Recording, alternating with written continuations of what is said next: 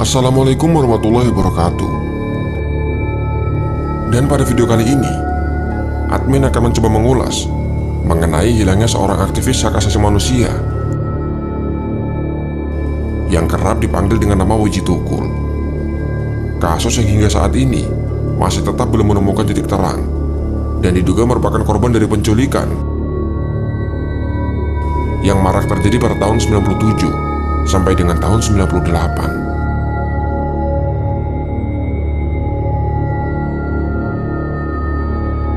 Ia kerap dipanggil dengan nama Tukul, meskipun nama sebenarnya adalah Wiji Widodo. Terkadang pula ia dipanggil dengan nama Wiji Tukul. Ia lahir pada tanggal 23 Agustus 1963 dan berasal dari keluarga yang sangat sederhana, bahkan mungkin terbilang miskin. Ayahnya hanyalah seorang penarik becak dan ibunya terkadang menjual ayam bumbu, yang hasil keduanya pun sangat pas-pasan. Mereka tinggal di pinggiran kota Solo. Sejak kecil, Tukul rupanya sangat menyukai kesenian, khususnya yang terkait dengan teater. Ia juga rajin menulis puisi, bahkan semenjak masih duduk di bangku sekolah dasar. Ketika lulus dari SD, Tukul kemudian bersekolah di Sekolah Menengah Karawitan jurusan Tari. Sekolah yang bisa dibilang sesuai untuk dirinya, yang memang menyukai pentas seni dan juga puisi. Di bangku SMP inilah Wiji Tukul bergabung dengan kelompok teater jagat. Ia pernah mengamen puisi keluar masuk kampung dan kota. Sesekali ia juga berjualan koran untuk menyambung hidupnya. Keadaan ekonomi keluarga yang terus memburuk pada akhirnya memaksanya untuk berhenti sekolah. Sebagai anak sulung, ia memilih mengalah dan kemudian membantu biaya sekolah adik-adiknya. Dari sinilah berbagai pekerjaan serabutan ia jalani. Di sore hari, Tukul kadang sibuk menjadi calo tiket bioskop, berjualan koran, menjadi tukang pelitur, dan ia juga kerap berjualan mainan ketika ada acara tertentu, seperti sekaten, malaman Sriwedari, maupun pada masa bulan Ramadan. Meskipun masih terbilang anak-anak, Tukul dan adiknya tidak pernah sempat menikmati mainan seperti anak lainnya. Mereka justru malah menjualnya demi mendapatkan uang tambahan. Kehidupan keras yang dijalani sejak kecil dengan kompleknya masalah sosial membuat jiwanya kerap bergejolak. Luapan emosional, baik kebahagiaan, kesedihan, pemberontakan, dan juga keberanian, ia tuangkan dalam puisi-puisinya yang syarat dengan kata-kata satir. Wiji Tukul pada akhirnya menjadi bagian dari perlawanan masyarakat bawah. Pada bulan Oktober 1989, Tukul menikah dengan Siti Dia Sujiro alias Sipon, yang saat itu bekerja sebagai buruh. Mereka dikaruniai 2 orang anak, yaitu Fitri Ngantiwani dan anak keduanya yaitu Fajar Merah.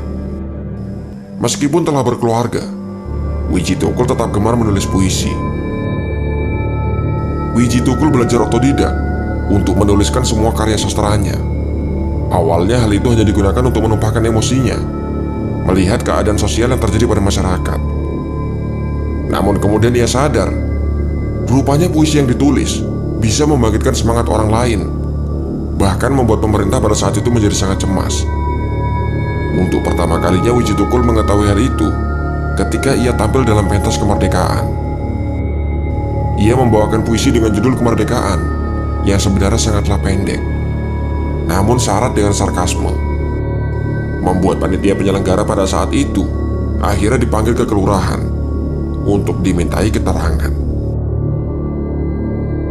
Namun bukannya takut, ia justru semakin memperlihatkan perlawanan.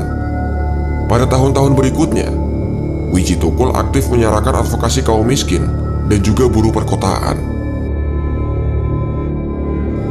Di tahun 1992, ia juga ikut memprotes pencemaran lingkungan yang dilakukan oleh PT Sariwarna asli Solo.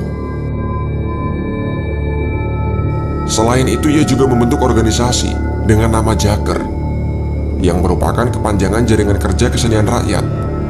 Meski demikian, sebenarnya gerakan yang dilakukan adalah melawan pemerintah yang dianggap otoriter pada saat itu. Selain dari Jakar, Wijitukul juga ikut mendirikan PRD, yaitu Partai Rakyat Demokratik. Dari partai inilah ia menyuarakan untuk menghapus paket 5 undang-undang politik, undang-undang anti subversi, undang-undang pokok pers, dan juga dui fungsi ABRI. Sepak terjangnya tentu saja tidak berjalan mulus. Banyak hambatan yang dihadapi. Bahkan ia juga kerap mendapat ancaman dan juga kekerasan fisik. Mata kanannya sempat tidak bisa melihat. Penyebabnya adalah aksi unjuk rasa buruh dari PT Sritek Sukoharjo. Wijitukul yang dianggap sebagai salah satu dalang langsung dihajar oleh pihak keamanan.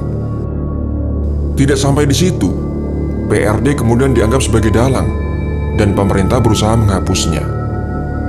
Dari sinilah juga muncul salah satu puisi terkenalnya yang berjudul Sajak Suara dan Peringatan.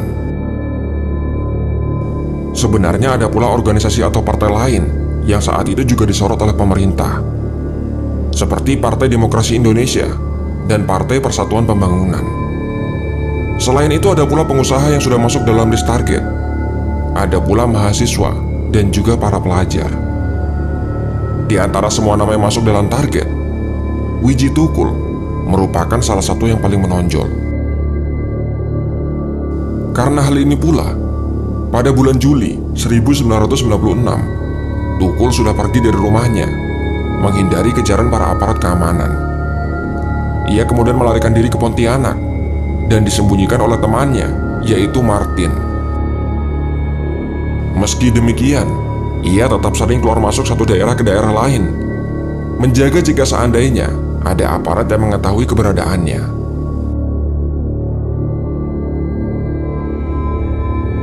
Terus-menerus berpindah tempat dan jauh dari keluarga membuat Wijitukul menjadi rindu akan keluarganya.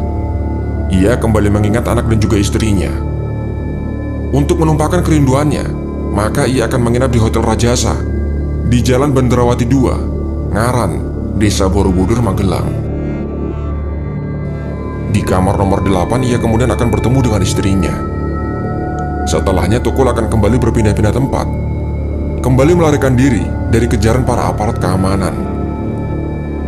Dalam pelariannya, Tukul tetap menulis puisi-puisi pro-demokrasi yang salah satu di antaranya berjudul Para Jenderal Marah-Marah. Keluarga di saat itu menduga Tukul bersembunyi di Jakarta. Dalam beberapa momen di tahun 97, Tukul masih sempat bertemu dengan keluarganya. Ia masih menyempatkan diri untuk pulang ke Solo. Di saat itu demonstrasi sudah memanas di mana-mana. Tersiar pula berita penangkapan para aktivis. Dan puncaknya adalah pada bulan Mei 1998. Terjadi kerusuhan yang cukup besar di Jakarta. Dan setelah itu, tidak ada lagi kabar dari Wijitukul.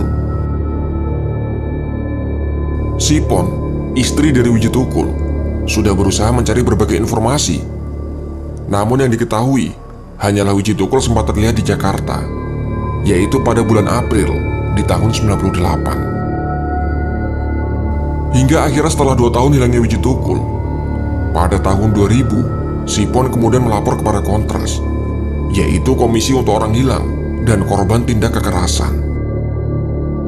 Pengusutan Wijitukul yang diduga hilang diculik mendapatkan dukungan dari berbagai pihak. Salah satunya adalah dari Forum Sastra Surakarta yang mengadakan forum solidaritas di berbagai daerah.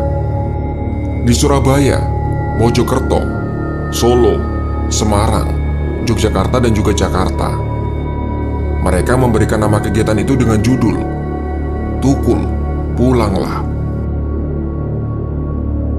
Total korban yang diduga hilang diculik berjumlah sekitar 13 orang. Kasus ini juga menyeret nama-nama besar yang diduga membentuk tim khusus untuk melakukan penculikan aktivis. Tim tersebut dinamai dengan nama Tim Mawar. Di tahun 2009, pemerintah kemudian membentuk pengadilan untuk menyelesaikan masalah ini, yaitu Pengadilan Hak Asasi Manusia Ad Hoc. Namun bahkan hingga pemerintahan saat ini, kasus tersebut tetap tidak terselesaikan. Dan seharusnya masalah ini tetap menjadi hutang yang harus dibayar oleh pemerintah. Itulah kisah dari Wiji Tukul. Masih banyak rincian yang belum disebutkan dalam video ini, sehingga jika ada kesalahan, informasi yang kurang, ataupun pendapat yang berbeda, silahkan tuangkan dalam kolom komentar di bawah. Sampai di sini video dari admin. Sampai jumpa kembali di video selanjutnya. Wassalamualaikum warahmatullahi wabarakatuh.